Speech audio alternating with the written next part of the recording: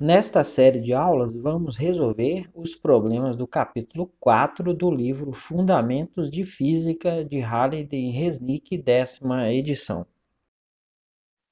Problema 75. Um trem viaja para o sul a 30 metros por segundo em relação ao solo, em meio a uma chuva que é soprada para o sul pelo vento. As trajetórias das gotas de chuva fazem um ângulo de 70 graus com a vertical, quando medidas por um observador estacionário no solo. Um observador no trem, entretanto, vê as gotas caírem exatamente na vertical. Determine a velocidade escalar das gotas de chuva em relação ao solo. Vamos considerar o eixo x positivo, o sentido do movimento do trem, e o eixo y positivo, o sentido vertical para cima. Considere um observador dentro do trem e olhando para a chuva através da janela. Se o trem estiver parado, Vt igual a zero, a velocidade do trem igual a zero, este observador terá a mesma visão de um observador estacionário no solo e verá as gotas de chuva caindo e o vetor velocidade da chuva, Vc, forma um ângulo de 70 graus com a vertical. Como a chuva é soprada também para o sul, a inclinação da velocidade das gotas também tem o sentido do eixo x positivo.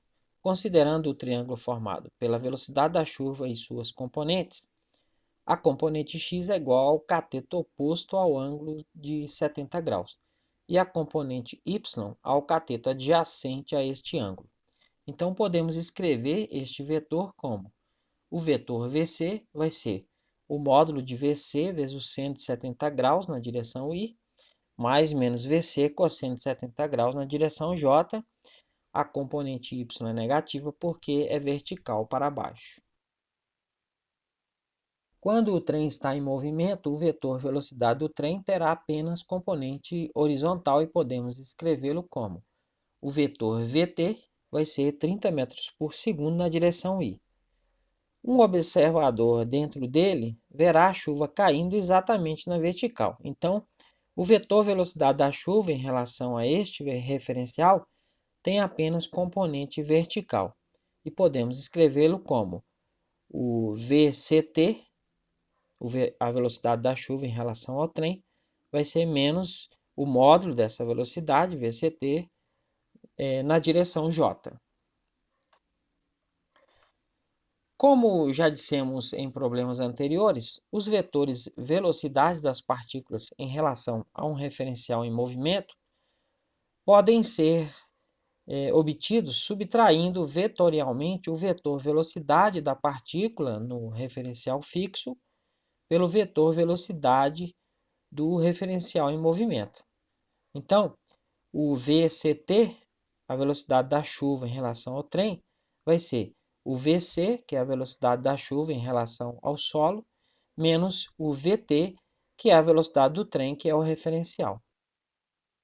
Substituindo pelas expressões que já escrevemos, o VCT vai ser menos VCT na direção J, vai ser igual ao VC, que é VC seno de 70 graus na direção I, mais menos VC cosseno de 70 graus na direção J, menos o VT, que é 30 na direção I.